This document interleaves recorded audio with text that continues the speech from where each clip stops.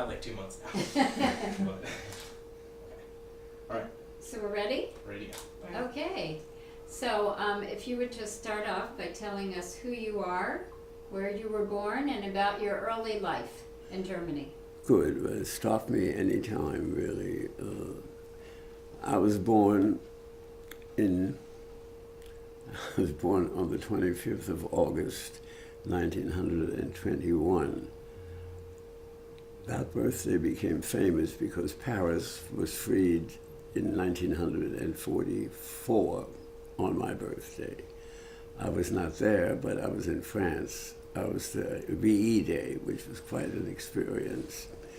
But I was the son of middle-class parents. My father owned a factory mostly dedicated to leather goods, which the Nazis took away from him, of course. But my parents were comfortable, and we went to public school, but we also went to Hebrew school, not very seriously, but we went. And we both went to school, and our two sons went to school in a town known as Offenbach. The owner was, not the owner, the composer Offenbach's real name was Levy, but he didn't want to be Jewish, so he changed it to Offenbach and moved to France, where he became Catholic. So we went to public school, and my brother and I, and once in a while we went to religious services when we were compelled to. Otherwise, everything was quite normal. And the first time I realized that things were afoot politically was, I think, when I must have been around 13 or so, when I heard. Stop for a second. Sure. I just realized that I didn't do the focus very well, and I want to make sure that will be good. Okay. Do you want me to start over or just? No, you can maybe start over with that idea, like the first When time. you first realized something was afoot, Yeah. why don't you start there again? So when, shall I continue? Yeah. I'm just. When I guess I was 13, and I heard someone make a remark about a dirty Jew. That was the first time, and I told my father about it, and he said, "Oh, you can ignore it, there's no problem." And but I remembered that, and my mother was a wonderful woman. As soon as Hitler came to power on the 30th of January 1933, my mother immediately got busy preparing the necessary papers. We had a lot of relatives in New Orleans especially, and they were willing to provide the necessary affidavits. At the time, times have changed, at the time you couldn't have come in here unless you could demonstrate that a relative would vouchsafe that never would we become a ward of the state. And that was fine with our relatives. They didn't want us around, but they were very kind, and they did everything. And I had 4 of the grandchildren over the year, 2 at Penn and 2 here, and 3 boys and 1 girl. And she was the only one who was willing to sit in the front row. And when I gave her an A-, she came up to me and said, "I thought we were related. Couldn't you change that to an A?" I said, "No, I couldn't change it to an A." But my mother was very far-sighted and smart, and she wanted to go to the States. She had a sister who left Germany as soon as Hitler came to power, and she moved to Pittsburgh. And Mother did everything she could to get me with her, but I couldn't do that because she was the governess of 2 young women whose parents had been killed in an automobile accident. And for 2 years or so, I was never allowed to go into the apartment. I had to go the back steps. But anyway, I went to public school here. They put me in 9th grade. Tell us about the story, your father showing you his Iron Cross from World War One. My father was a hero on the wrong side, you see. He had earned the Iron Cross because he fought in the infantry at Verdun, where there were many, many battles fought. And I went and took the family separately to the battlegrounds. They still left as they used to be. They have structures which are somehow mechanically still alive. You can't go in, but you can look in through the windows. You can see the bayonets, and I learned a new word, an ossuary. I recognized the OS. I was bold, you know,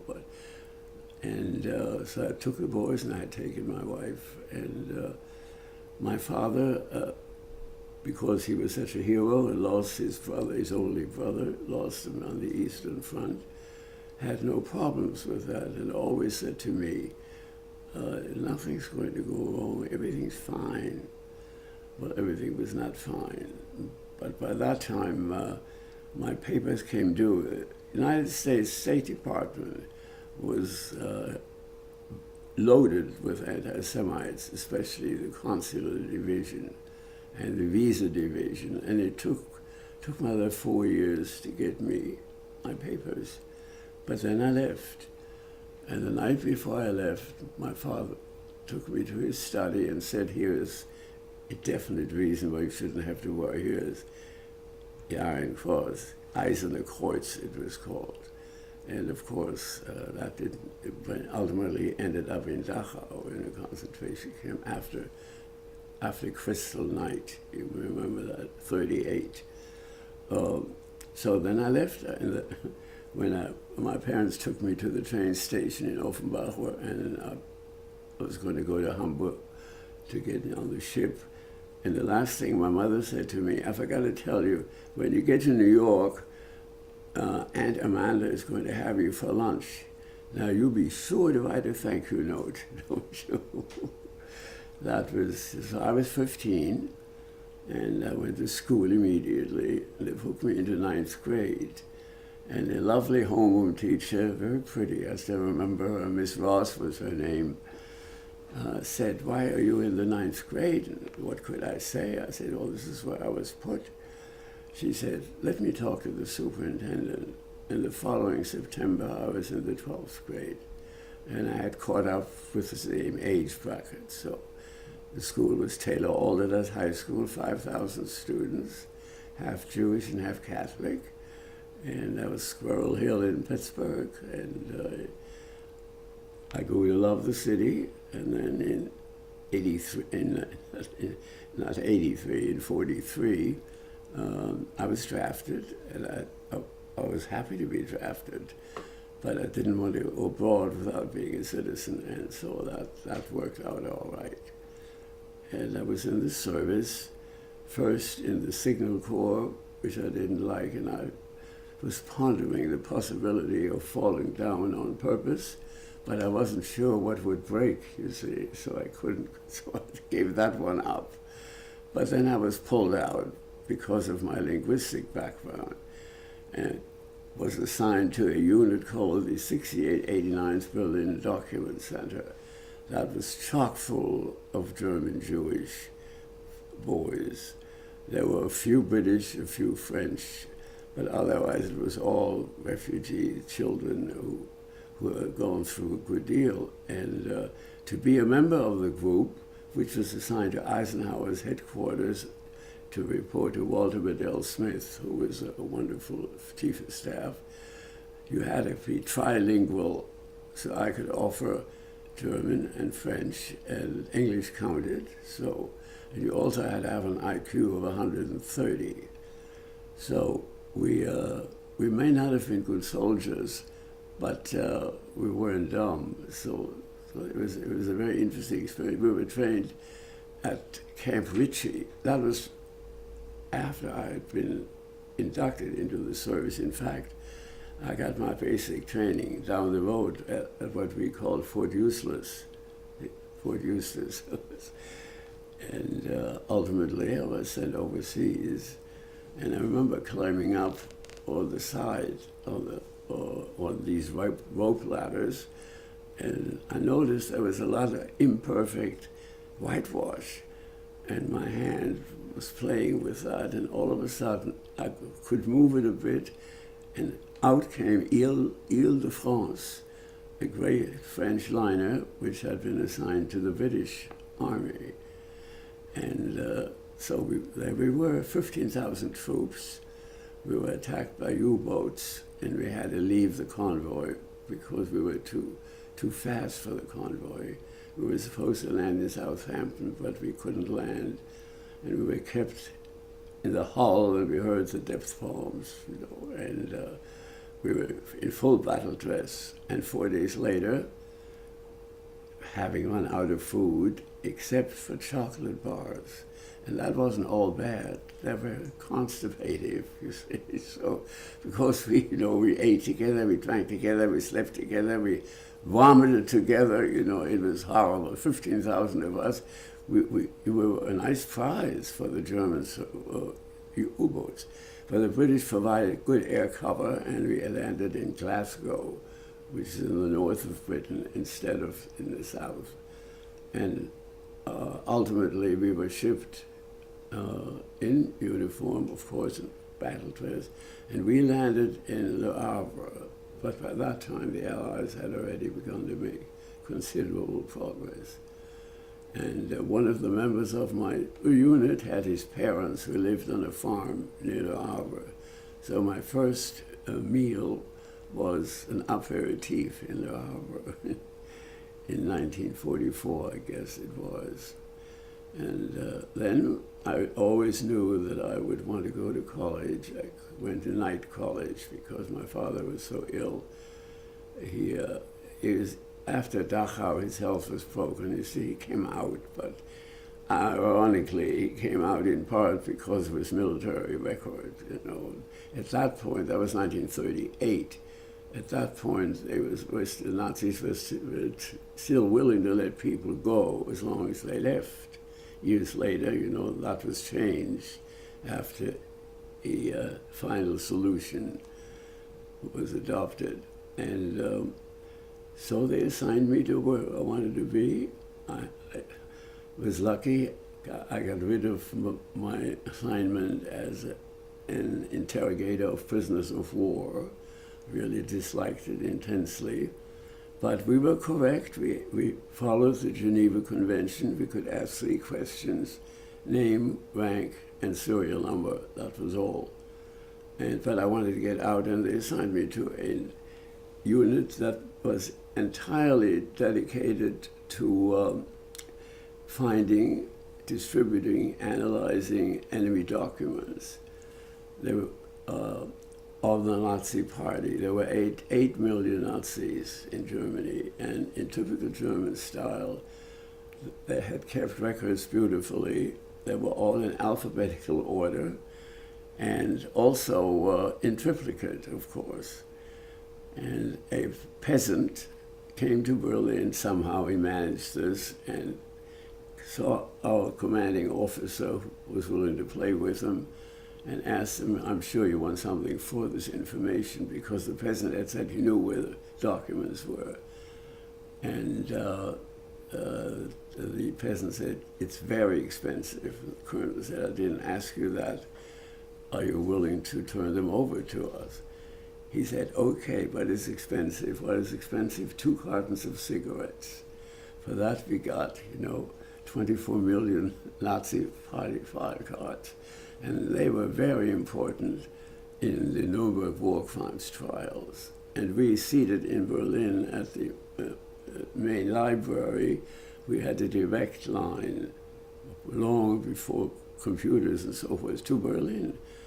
And our prosecutor was Justice Jackson, who was a terrific justice, and he did a very good job in identifying crimes of war and so forth. And Can you give us an example of how this information was useful in the Nuremberg trials? But I was never present in Nuremberg. I was very unhappy. But my colonel said, "You've got to stay here. I want to go. And I'll bring you a copy of the surrender documents." I didn't think he could get it, but he got me a Xerox copy, and Kenyon College has it, you see. So, and then I hoped I could be sent to Flensburg on the Danish border.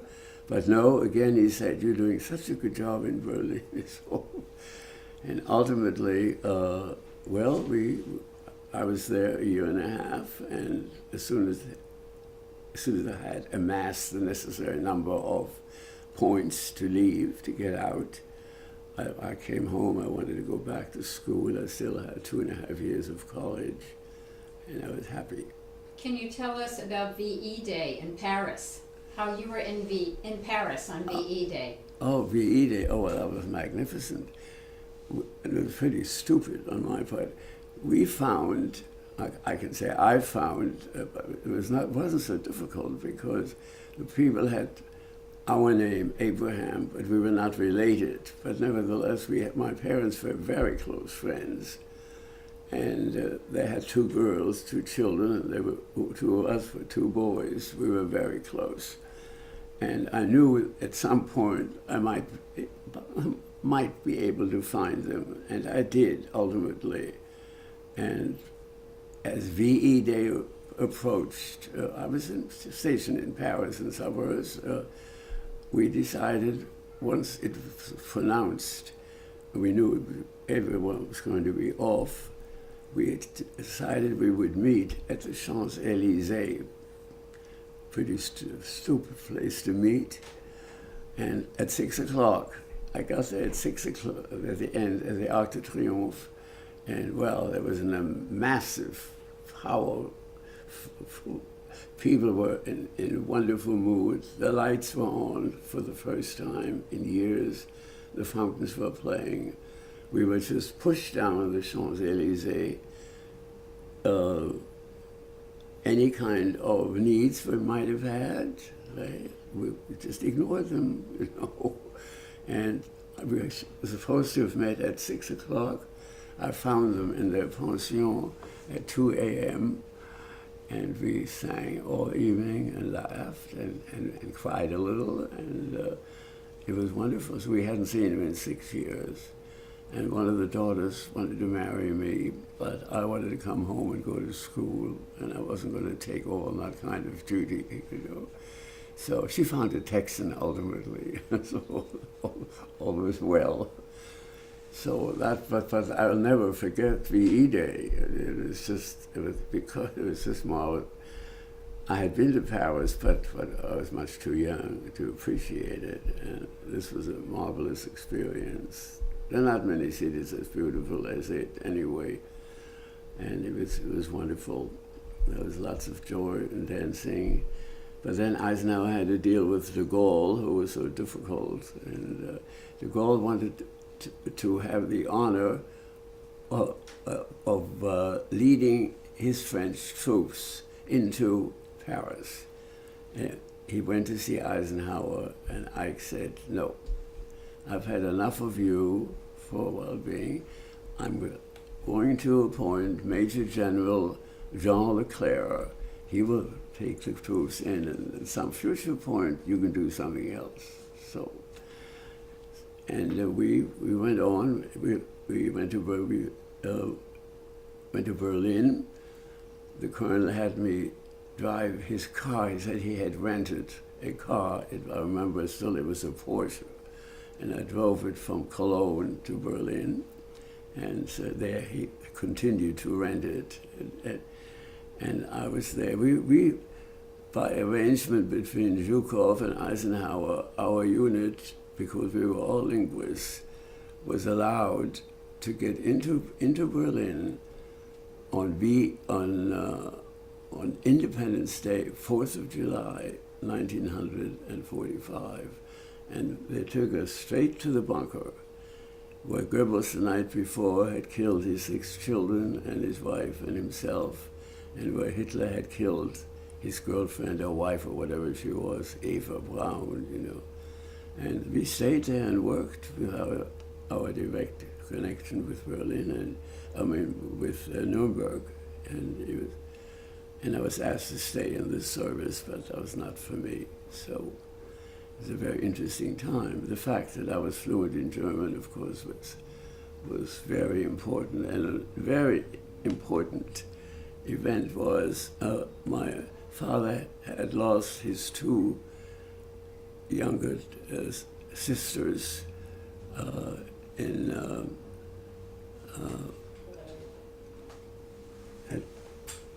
that is my wife. The star of stage and screen there. If you behave, you may stay, but only if you do. I don't behave. The 2 younger sisters had by that time, of course, had already been sent, and they were both killed in Auschwitz, gassed. But the youngest sister, who was a beautiful woman, I still see her in my mind's eye, gorgeous skin, had somehow managed to escape and ended up in the Warsaw test depot, and there, I have reason to believe, met a German captain who apparently was helpful to her and helped her out of an evacuation train. But then she disappeared. And from 1941 to 1945, we didn't hear from her. But I have a letter in here which I wrote to my parents that I had reason to believe that perhaps, her name was Elsa, perhaps there was some hope. And indeed, many months later, I got a letter from her. She had gotten back to Frankfurt. Watch real fast that your arm's starting to rub against those microphones a little bit. Yeah, just like the. Don't put your arms where the microphones are. Yeah. There you go. You're fine doing whatever you want to do. It's just stay right there. That was the first time you did it, so you're fine. Well, You can, I was convinced that if anyone would save herself, she would. She was only about 40 at the time and still beautiful. And the letter said, "I'm here. I got your letters. Please come and see me. Come soon." And my colonel was very understanding and had me driven there, and I found her in a quasi haystack. I still remember climbing up, and there she was with the turban around her head because she had contracted typhoid fever. And of course, she embraced me and she asked, "Your father," who was her brother, and I said, "He's not well, but he's there. He's in Pittsburgh, where you will join us." And how about Ida? I said, "Gone." Anna, gone. And their names are on a tablet in Worms, W-O-R-M-S, Lutherstown, ultimately, because of the alphabetical sequence. They're the 2 as people as having been executed. And so I visited, and I saw her standing there, and she smiled, and she said, "What did you bring me?" And I said, "Well, I brought you a little stove and blankets." And she said, "How about some makeup?" And I said, "Well, I don't usually use makeup." She said, "Yes, you do. You shave." She said, "Let me have your toilet kit if you have one, and then please go away and come back after 20 minutes. I came back and she had done what she could. She still had her band on, and she took my arm and we strolled about the ruins of Frankfurt until we found a coffee house, and she was on the first ship to America and stayed with us, with my parents. I knew that wasn't going to last, 2 women in the kitchen in a small home. Anyway, she thought Pittsburgh was a tiny town. She wanted to be in New York. And a number of interesting, not so interesting jobs that she held. Somehow there were always boyfriends. And I saw her often. I went to Columbia for graduate school for a while, and we were good friends. She always managed to take me out to lunch. I'm Yeah. so sorry. You said the sentence about Columbia. There was a noise, and then we wouldn't be able to use that. So it was. What? Sorry, just like 2 seconds.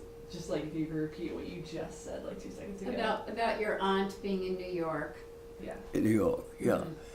Mhm. She worked in a home for the aged, but as I said, she also had a lot of fun. She was still young, and when she died at 80 something, I was her executor, and I had 2 kids in private school, and we had no funds, and she somehow managed to make me healthy financially at the end of her life, 88, and it was wonderful. Will you tell us now, Henry, about coming back here and primarily your work at UVA? Yeah. Coming, you mean, Like after the about war, coming here? right? After the war, you got your degrees. After finishing Kenyon, I had to go to work in a department store called May Stern and Company because I had to help out at home, and my brother was 4 or 5 years younger, although he did everything I did delivered newspapers and cut lawns and so forth. But I had to go to work and was sort of a quasi bookkeeper type. But then, fortunately, the Army wanted me, and Brother Otto did what I had done, and I went into the service. And as I said earlier, I was at Fort Eustis and Fort Meade and and then in the camp near Independence, where soon got to know Harry Truman and his work and his wonderful library there, and his not very nice wife, but he was terrific. And then I was sent overseas and coming home. Coming back, I went back to Kenyon. I still had 2.5 years and loved it. I didn't mind that it wasn't co-ed, because by that time I decided I was old. I was 26, I think. And most of the boys, of course, were younger, much younger. And I was a grind. I'm sure I was no fun, because I didn't want any part of the fraternities or anything like that. I helped to organize a social club where to be a member you had to work 12 hours a week in a town nearby, in a hospital or something like that. That's been taken over by the co-eds who came a few years ago and in 1970. And so you were able to go to school because of the GI Bill. Is that true? $500 a year and $50 a month, and that was plenty for Gambia, Ohio, population 270. Can you say that though because of the GI Bill? Yeah, the GI Bill was a wonderful piece of legislation, really. I was able to go to graduate school. I don't think $500 went very far in New York, and I had no relationships, male or female, so I just had my books, and I knew what I wanted to do. I only had to make a decision between going to law school or going to graduate school, and I always liked people and liked to teach, and so I taught for about 70 years, 75 years. When did you come here to the University of Virginia? On the 1st of July, 1971. And I taught 26 years at Penn, and 26 years here at UVA, and 2 years at Swarthmore, and two years at Columbia. And so I was always teaching and writing, you know.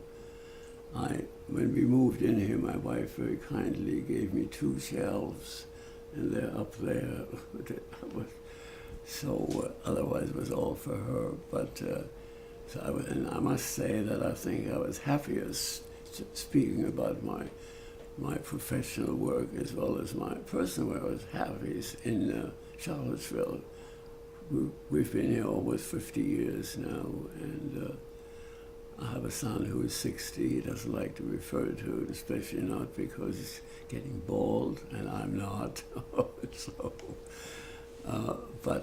So they've been happy here. They all, as they went to Kenya, they didn't want to go to. Well, he went, of course, he went to law school, and his brother went to Carnegie Tech. It was then called Carnegie Tech. It's now Carnegie Mellon. And the GI Bill, of course, my brother was in the service also. He was in a unit in Italy that was assigned to take care of the safety of Claire Booth Luce, who was our ambassador to Italy at the time, when she wasn't busy with boyfriends. So Could you also speak a little bit about your relationships with members of the Supreme Court? about my what?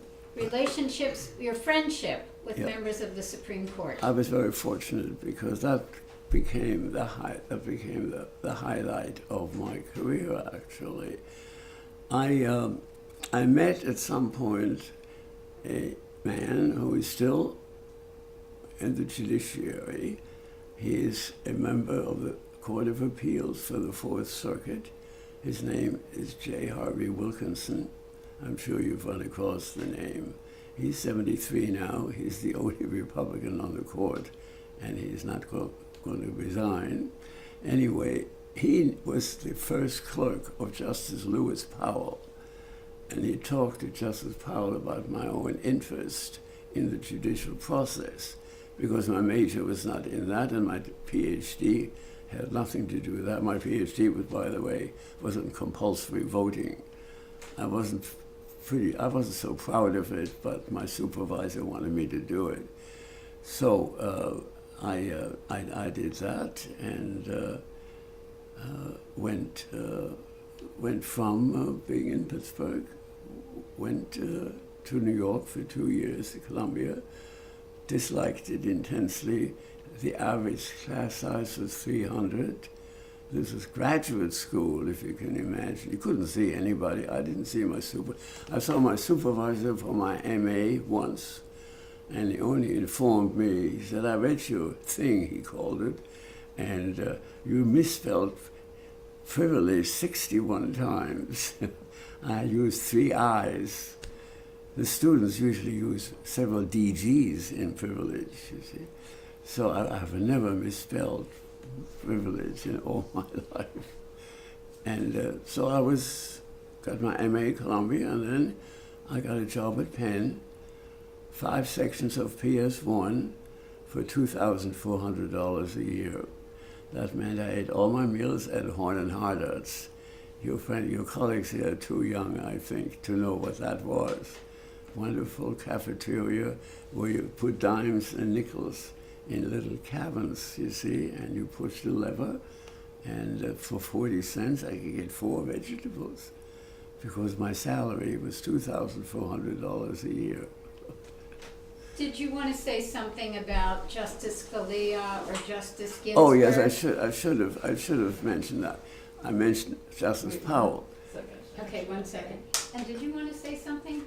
I was Yeah, gonna say, please. like, I'm out of space. I have like 30 minutes on this. Right. Okay, and we're close to the end. Yeah. Okay. Okay. 1 second. I think it's the one.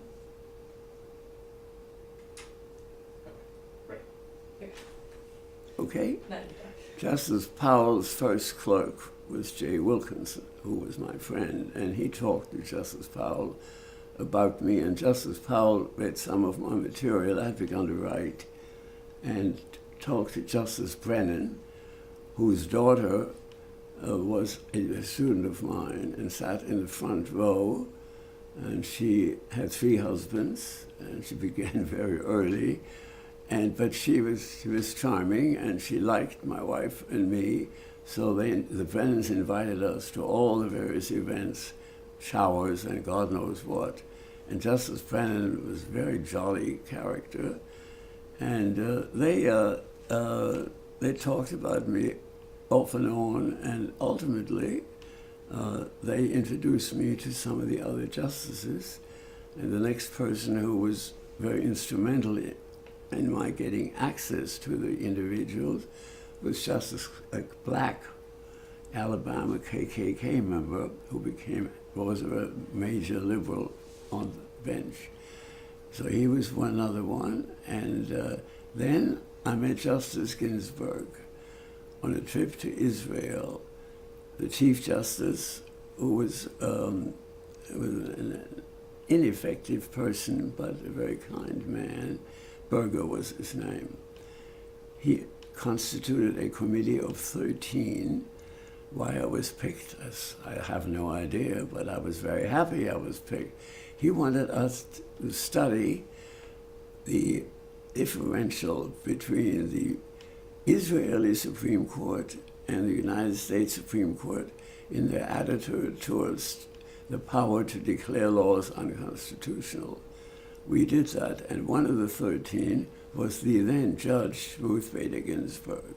She was difficult in the beginning, but then she became human, and we became quite close over a period of maybe 10, 13 years.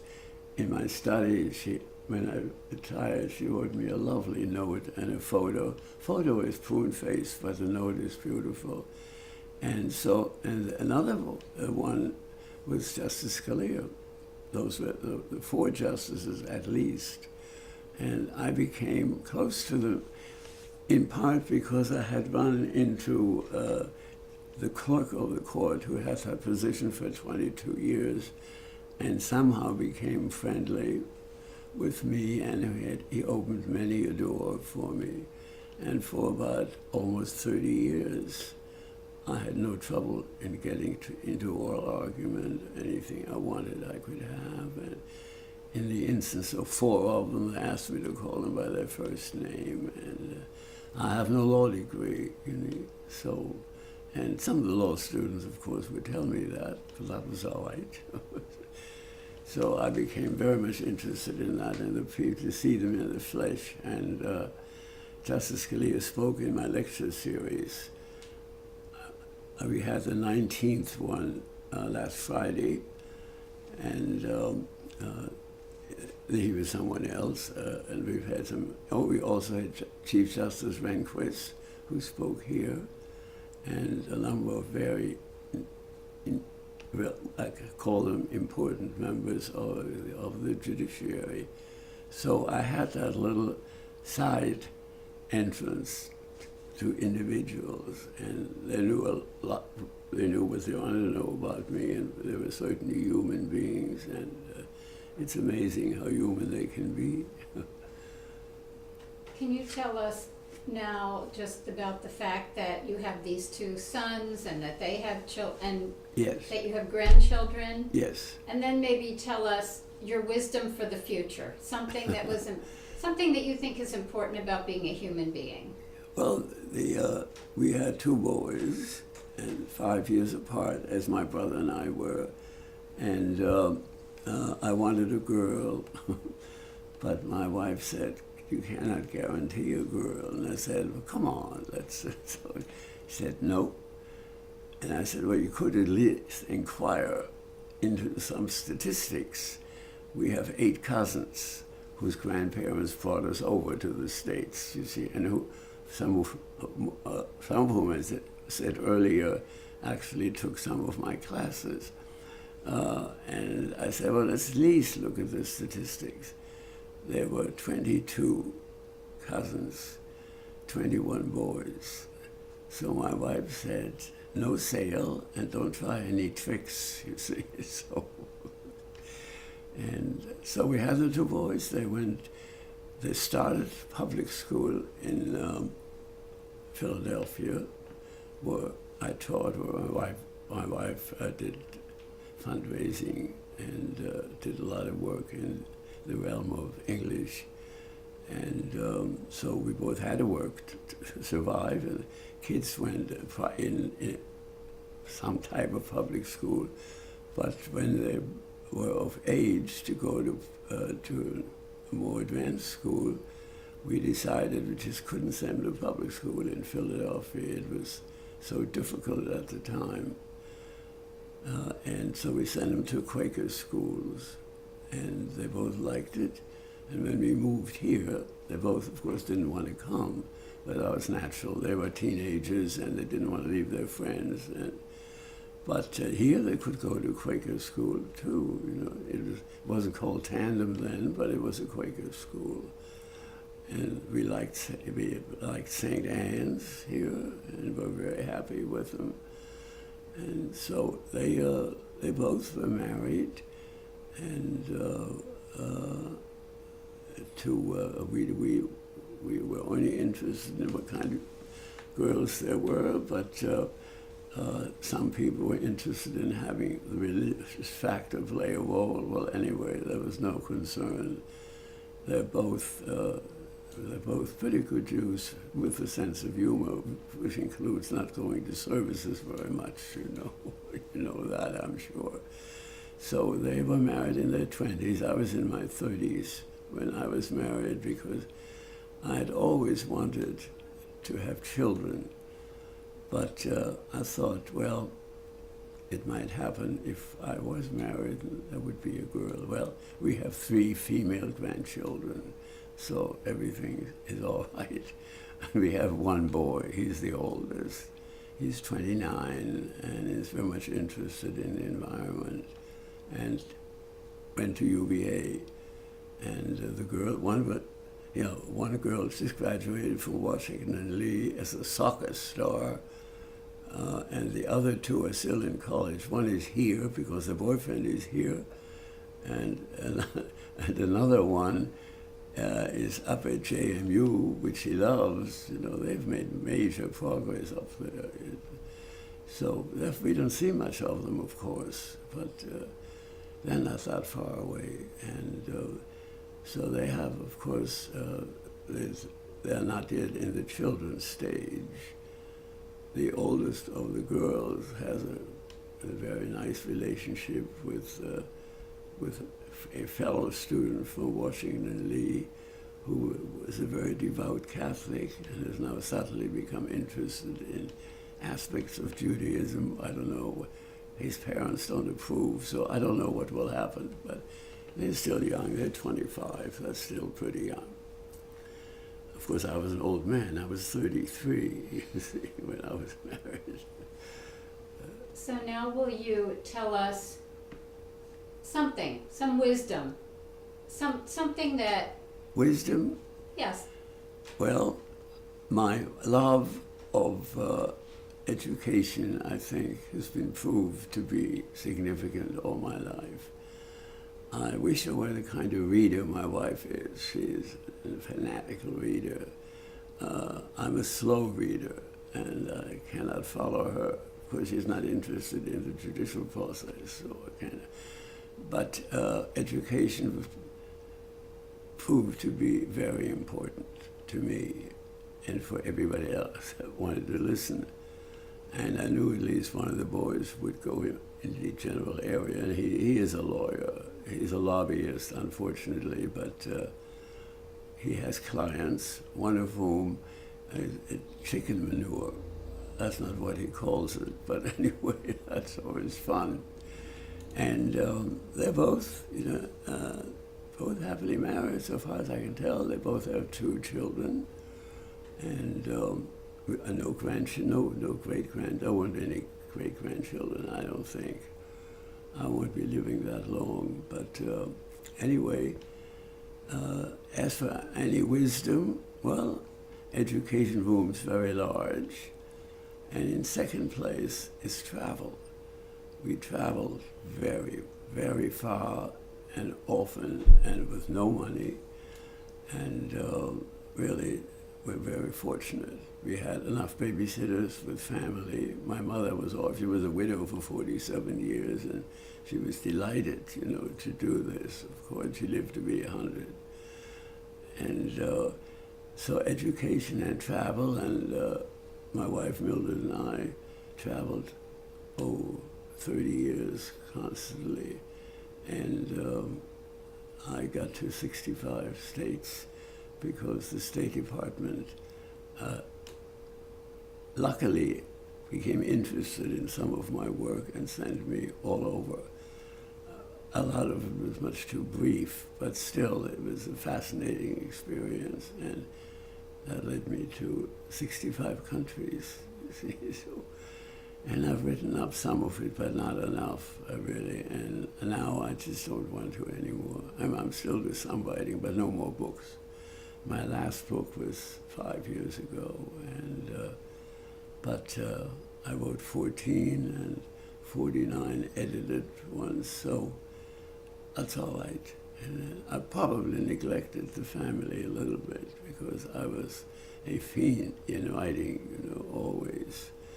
But my wife went to college. She went to Russell Sage and loved it. Her parents wanted her to go to more prestigious school, but she was very happy at Russell Sage. And one of her sisters married a Russell Sage engineer, so that was good. And the life, to me, my life, and Miller's life is books. And I guess my life has been people and teaching. And I've been very lucky. And I have 2 ego walls in there, as you will see. She's told me when I'm gone, she's going to use my study as a museum. That means he has to be orderly, and I don't know how that's going to help. Thank you. So that would be, and I've often tried to be helpful to people who really weren't certain what to do with their lives. And some of the educational process is disappointing. I was very disappointed at Columbia. Wonderful scholars, but they weren't human. You couldn't see them. And that's an important relationship that one can develop. Mm-hmm. And so I have a close colleague who's now 61 or 2. She came to me from Oxford in October of 1981, and she's been in my orbit ever since. She now has 2 endowed chairs, and she's all work. No males, no females, nothing. 11 books, She's very, very much alive and runs my lecture series. And does a very good job. But again, it's this people relationship. So, and I've had good friends. I've been very happy. There's one outfit that calls itself the Tribe of Abraham. There are 20 of them, and they come to all the lectures. But last Friday night was the 19th, and the speaker was the finest female political scientist in the country. Her name is Epstein, and she was fantastic. For the first time, I understood all these things with the machinery.